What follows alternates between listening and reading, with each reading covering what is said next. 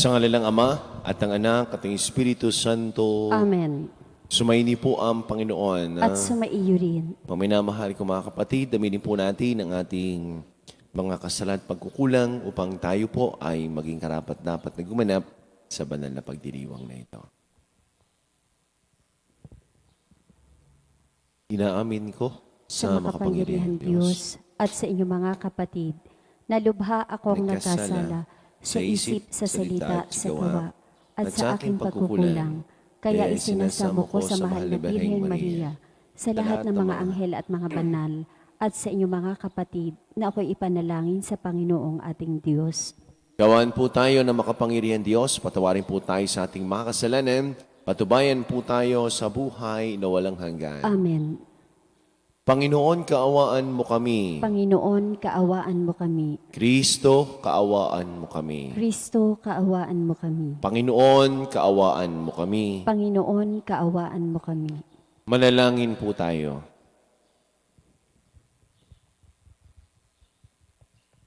Ama naming makapangyarihan ang iyong dakilang pagkamaaway nangingibabaw.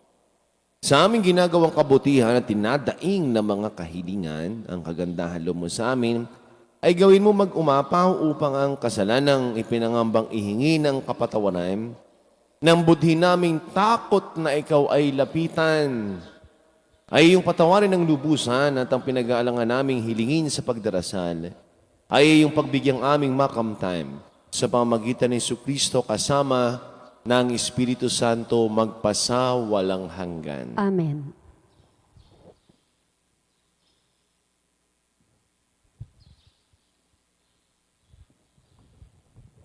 Pagbasa mula sa sulat ni Apostol San Pablo sa mga taga-Galasya. Mga kapatid, nagtataka ako kung bakit kay dali ninyong tinalikdan ang Diyos na tumawag sa inyo sa pamamagitan ng pag-ibig ni Kristo at bumaling kayo sa ibang mabuting balita. Ang totoo'y walang ibang mabuting balita. Lamang may mga nagliligalig sa inyo at nagsisikap na baguhin ang mabuting balita tungkol kay Kristo.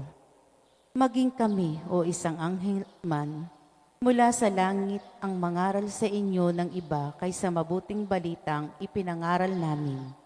Pakasumpain siya. Sinabi na namin at inuulit ko, kung may mangaral sa inyo ng iba kaysa mabuting balitang tinanggap ninyo, pakasumpain siya. Ngayon, nangangahulugan bang hinahangad ko'y papuri ng tao? Hindi, ang papuri ng Diyos ang hinahangad ko. Sinisikap ko bang magbigay lugod sa tao? Kung iyan lamang ang hangad ko, hindi na sana ako naging alipin ni Kristo. Ibig kong malaman ninyo, mga kapatid, na hindi kathanan tao ang mabuting balitang ipinangaral ko. Hindi ko ito tinanggap mula sa tao, ni itinuro sa akin ng tao. Si Jesucristo ang nagpahayag nito sa akin. Ang salita ng Diyos. Salamat sa Diyos. Salmong tugunan. Pangako ng poon natin, lagi nating gunitain. Pangako ng poon natin, lagi nating gunitain. Buong puso siyang pasasalamatan, aking pupurihin sa gitna ng bayan, kasama ng mga lingkod na hinirang. Napakadakila ang gawa ng Diyos, pinananabikan ng lahat ng lingkod. Pangako ng poon natin, lagi nating gunitain. Ang gawa ng Diyos matuwid at tapat at maaasahan lahat niyang batas. Ito ay lagi at di magwawakas pagkat ang saligay totoo't matapat. Pangako ng poon natin, lagi nating gunitain. Kaligtas ay dulot sa mga hinirang, may pinapangakong walang hanggang tipan. Banal at dakila ang kanyang pangalan at pupurihin pa magpakailanman. Pangako ng poon natin, lagi nating gunitain.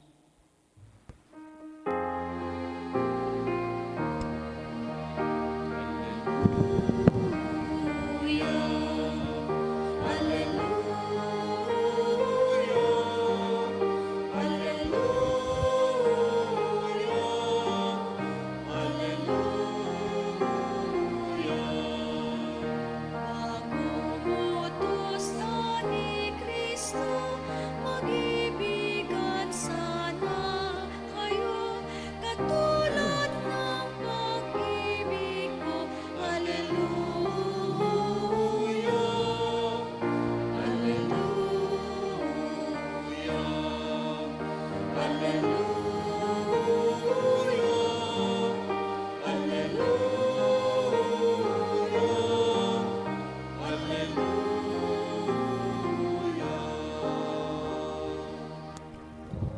Sumainyo ang Panginoon. At sumaiyo rin. Ang mabuting balita ng Panginoon ayon kay San Lucas. Papuri sa iyo, Panginoon.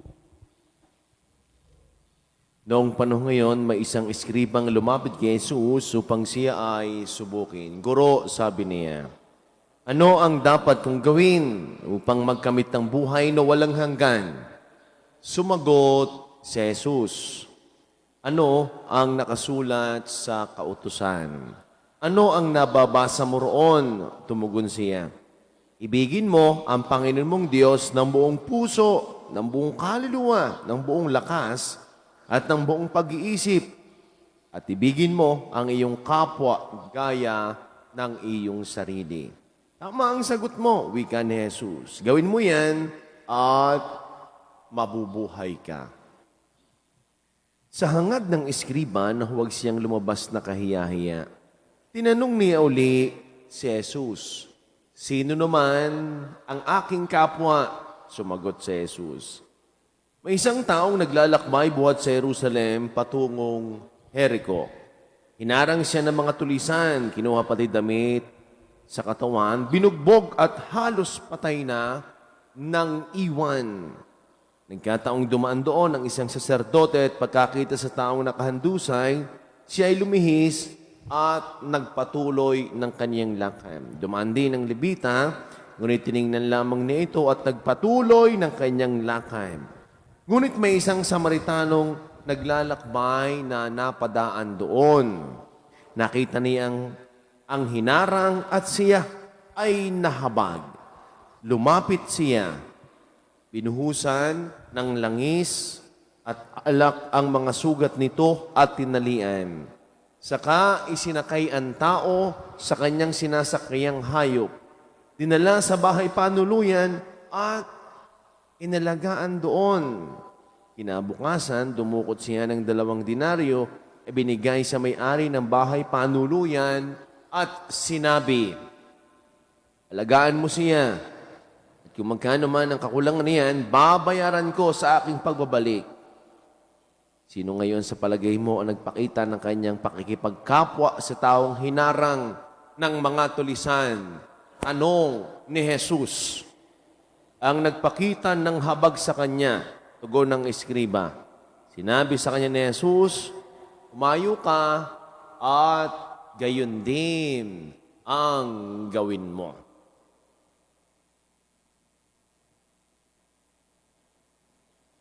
Minamahal ko mga kapatid, ang mabuting balita ng ating kaligtasan. Pinupuri ka namin, Panginoong Heso Kristo. Magandang umaga po sa ating lahat.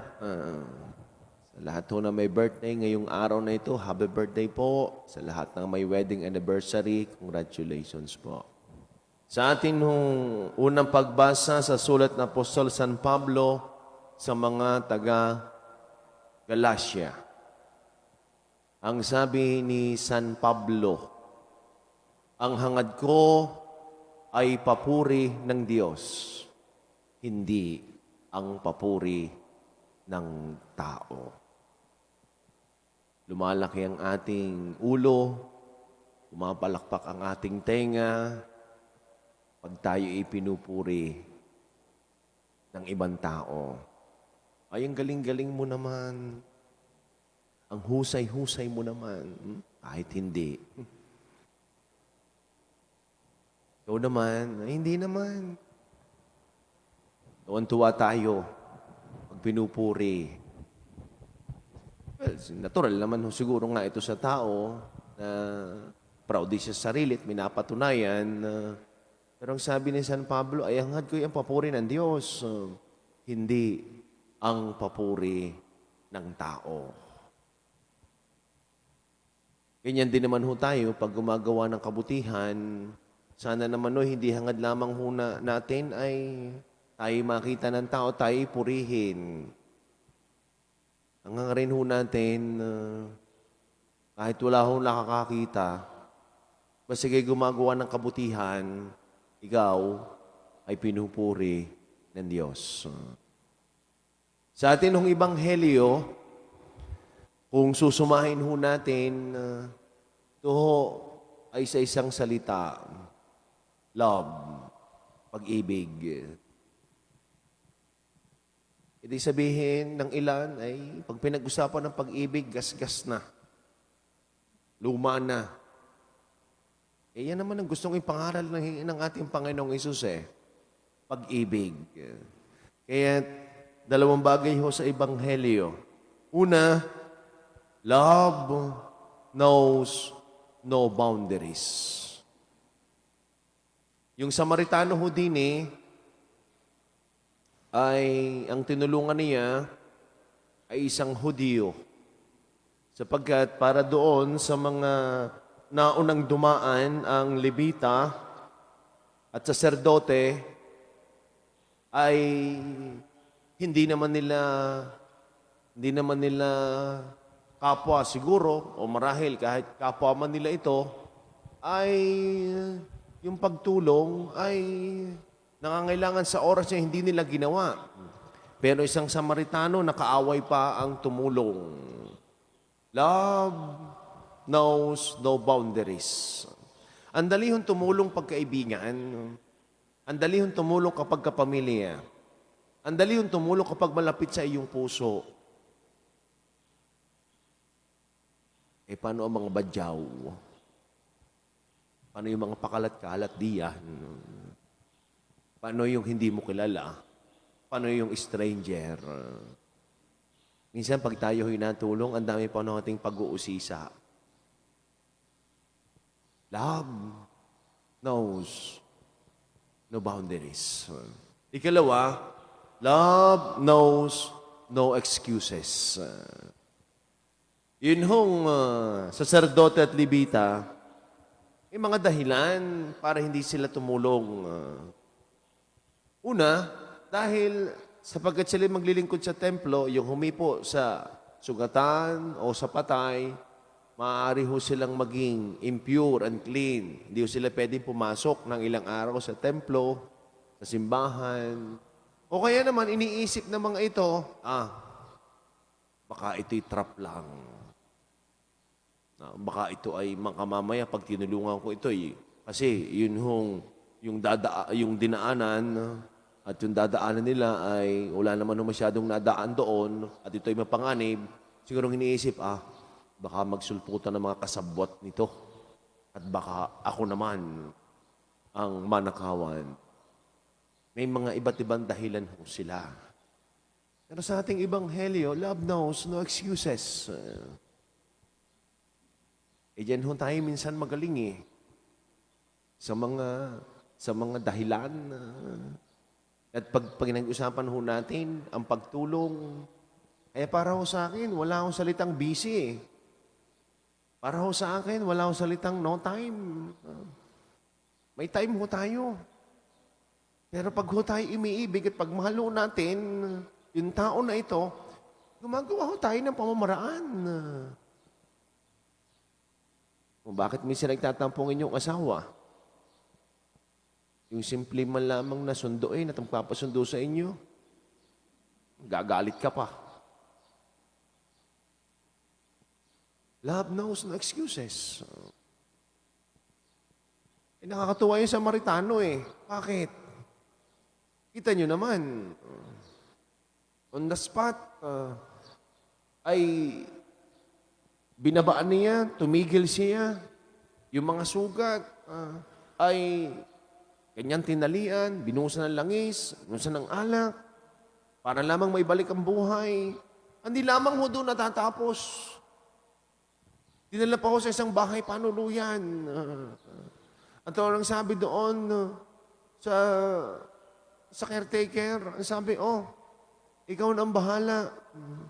Sabi nga, nag-stay pa nga ho ng isang araw. At sabi, kung magkano ang gagastusin, babalik ako at babayaran ko. Ilan sa atin, marahil, hindi naman kilala at pumunta sa ospital. Ang sabi, ako na magbabantay. At hindi lamang ako magbabantay, ako pa ang magbabayad ng bill niyan. Nasa ko naman ho ay wala. Yung kamag-anak na hindi pa mabantayan. Yun nga, ina at ama na may sakit, ipaoyuhan pa mga anak kung sino magbabantay sa ospital. At anong dahilan? Nakakainip naman doon. Wala namang gagawin doon. Natural, ospital yun alangan naman mag-enjoy ka doon. Ospital yun. Yung Samaritano. Tatay, binigay niya. Nagbigay pa siya ng pera. Tanong minsan ang dahilan natin, ang tulong ko naman din ay labis-labis na, sobra na. Meron ho bang salitang sa pagbibigay ay sobra? Meron ho ba sa pagtulong ay labis? Kung pag-uusapan din ng sobra-sobra at labis, kung ang pamantayan ay ang pagbibigay ng Diyos sa atin, hindi lang ho sobra-sobra, superlative pa yan, sobra-sobra, labis-labis, labis-labis. Yun ang hamon para sa atin. Love knows no boundaries. Love knows no excuses.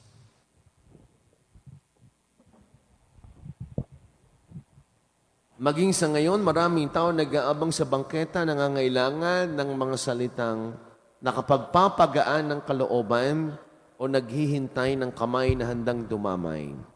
Manalangin tayo sa Amang nasa langit upang may padama natin ang ating pagmamahal sa konkretong aksyon. Kaysa magandang salita lamang, Panginoon, patatagin mo ang aming pag-ibig. Panginoon, patatagin mo ang aming pag-ibig.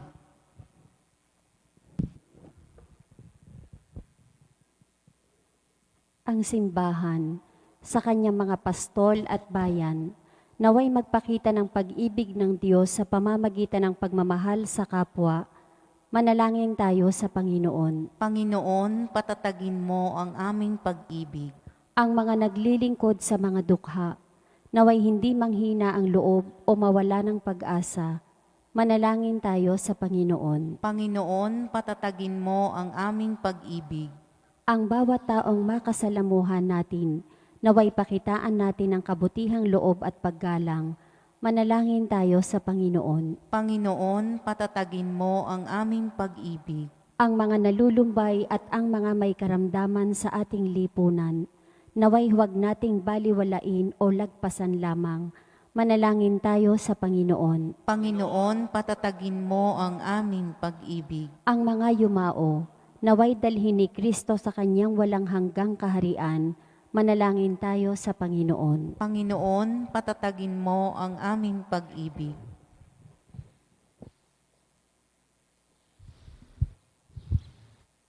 Ama naming Diyos, habang pinagdarasal namin ang iba, tulungan mo kaming mahalin at paglingkuran ng aming kapwa at tanggapin ang iyong mahal na anak na nabubuhay at naghahari magpakailanman. Amen.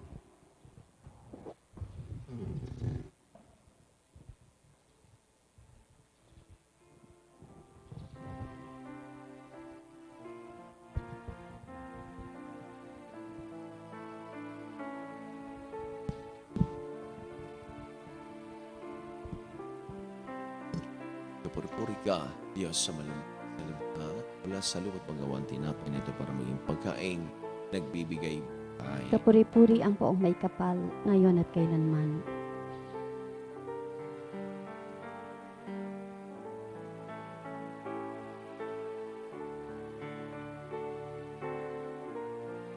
Kapuri-puri ka, Diyos, sa malimit na sanlibutan, mula sa katas ng ubas at ng pag-aalak na ito, para mag-inuming nagbibigay ng iyong Espiritu. Kapuri-puri ang poong may kapal, ngayon at kailanman.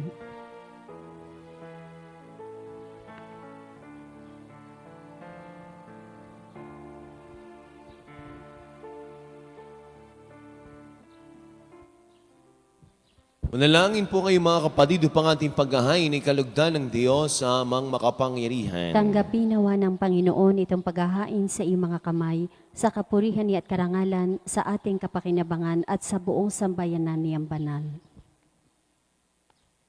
Ama naming lumikha, tanggapin mo ang paghahain ng mga alay na iyong inihabilin at sa pagdiriwang ng dapat naming ganapin, Ang kabanalan ng iyong pagliligtas nawa ay sumaamin sa pamagitan ni Jesucristo kasama ng Espiritu Santo magpasawalang hanggan. Amen. Sumainyo po ang Panginoon. At sumainyo rin. Itaas sa Diyos ang inyong mga puso at diwa. Itinaas na namin sa Panginoon. Pasalamatan natin ang ating Panginoon Diyos. Marapat na siya ay pasalamatan. Ama naming makapangyarihan, tuningang marapat din ko aming pasalamatan sa iyong paglingap at kagandahan loob ang tayo nilikha mo't pinangangasiwa sa San Sinukob. Sa hangad mong siya iwas tong lubos, siya pinagdusa mo sa kanyang pagtalikod. Sa iyong paggili yung pinahintulot na makabalik siya sa pamagitan ni Kristo Jesus. Kaya, kaysa ng mga anghel na nagsisiawit ng papuri sa nawalang umpay sa kalangitan, kami po ay nagbubunyi sa iyong kadakilaan. Santo, Santo, Santo, Panginoong Diyos ng mga hukbo, napupuno ang langit at lupa ng kadakilaan mo. O sana sa kaitaasan, pinagpala ang naparirito sa ngalan ng Panginoon. O sana sa kaitaasan. Ama naming banal, ikaw po ang bukal ng tanang kabanalan kahit sa pamagitan ng iyong Espiritu. Ngayon mong banal ang makaloob na ito upang para sa amin ay maging katawan at tugo ng aming Panginoong Jesucristo. Bago niya pinagtiis ang kusang loob na maging handog, hinawa kanyang tinapay, pinasalamatan kaniya. Pinaghati-hati niya. Iniabot sa kanyang mga alagad at sinabi, tanggapin ninyong lahat ito at kanin ito ang aking katawan na ihahandog para sa inyo.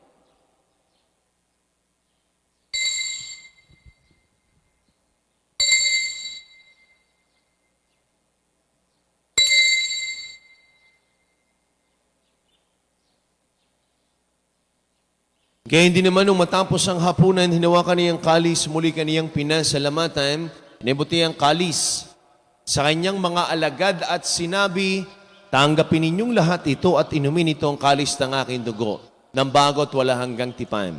Ang aking dugo na ibubus para sa inyo at para sa lahat, sa pagpapatawad ng mga kasalanan, gawin ninyo ito sa pag-alaala sa akin.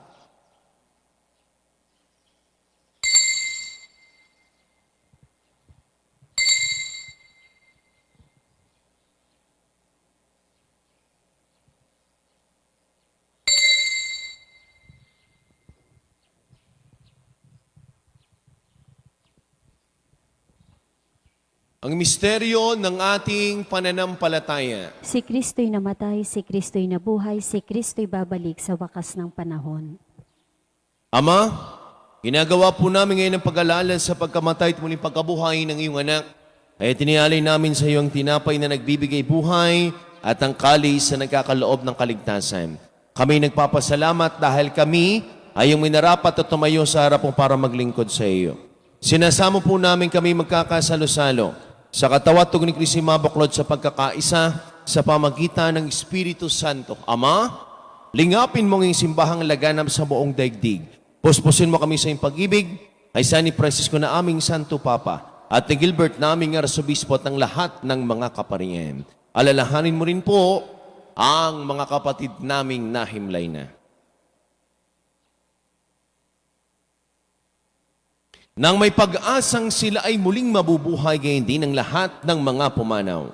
Kaawaan mo sila at patuloyin sa iyong kaliwanagan. Kaawa mo at pagindapating kaming lahat na makasalo sa iyong buhay na walang wakas. Kaysa ng mahal na Birheng Maria na ina ng Diyos ni Poong San Jose, ang ating din patron. Kaysa ng lahat ng mga apostol, San Jose Marelo, San Pedro Calungsod, San Lorenzo Ruiz at ang lahat ng mga banal na namuhay sa daigdig ng kalugod-lugod sa iyo. May pagdiwang nawa po namin ang pagpupuri sa kararangal mo sa pamagitan ng iyong anak na aming Panginoong Heso Kristo.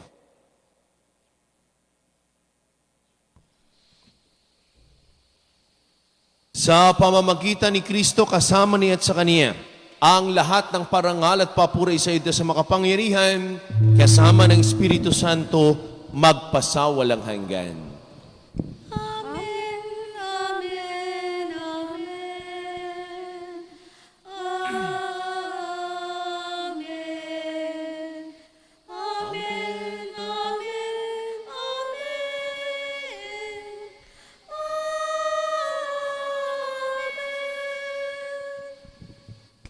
Sama-sama po nating awitin na may kababaan ng loob at lakas ng loob ang panalangin tinuro sa atin ng ating Panginoong Jesucristo, ang Ama namin.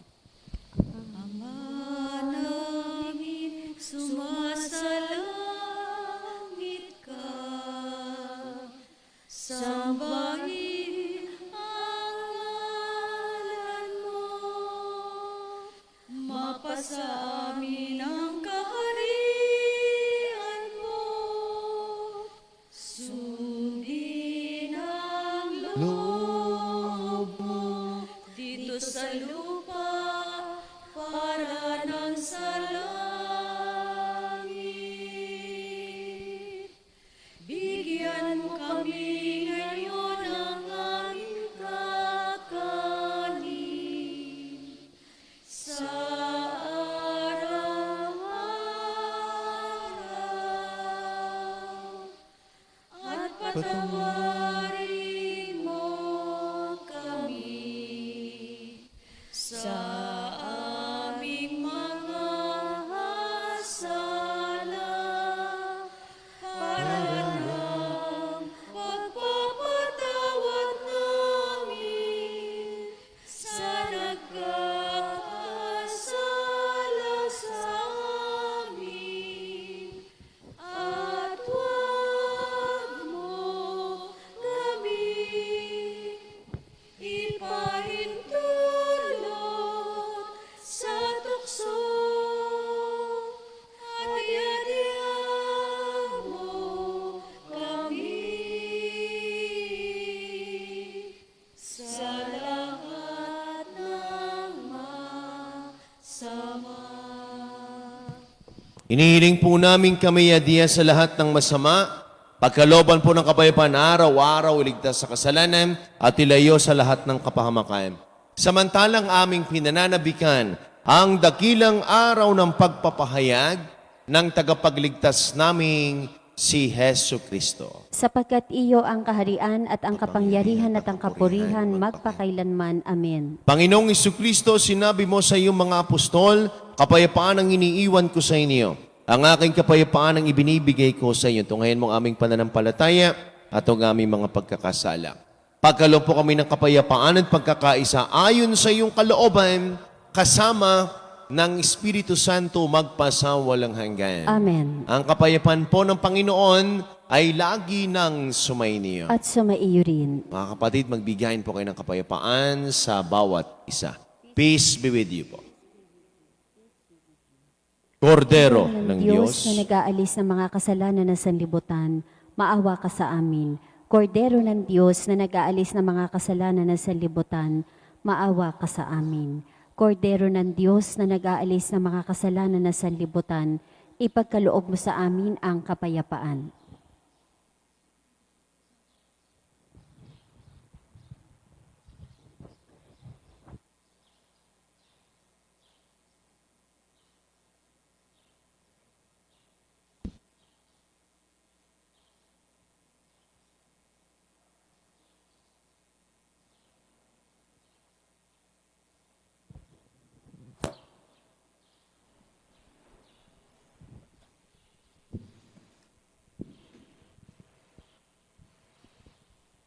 minamahal ko mga kapatid, ito ang Kordero ng Diyos, itong Kristong muling nabuhay, siya nag-aalis sa makasalan sa libutan.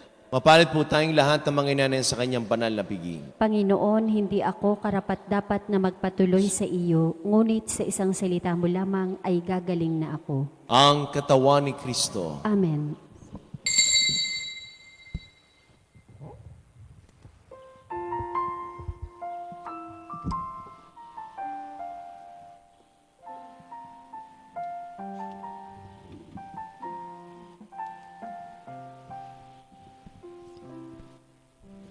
Sino man sa aking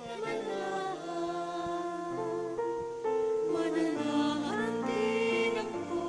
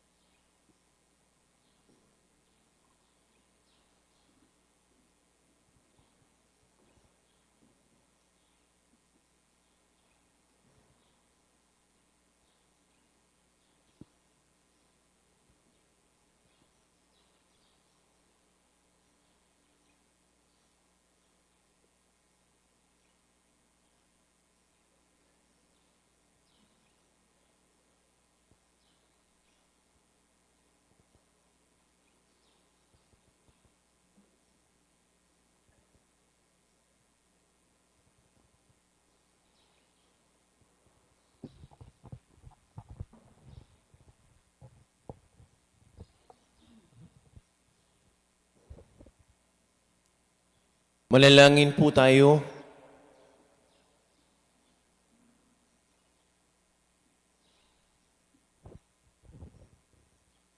Ama naming mapagmahal, ipagkaloob mong sa pagsasalo namin sa pagkait inuming banal kami maging katawan ng Kristo na aming pinakainabangan sa pamagitan niya kasama ng Espiritu Santo magpasawalang hanggan. Amen. Sumayin niyo ang Panginoon. At sumaiyo rin. Pagpalain po kayong lahat kasama na po inyong buong pamilya ng ating mapagmahal na Diyos. Sa ngalan ng Ama at ng Anak at ng Espiritu Santo. Amen. Ang misa po'y naialay na. Taglayin po ninyo ang pag-ibig ng Diyos. Salamat sa Diyos.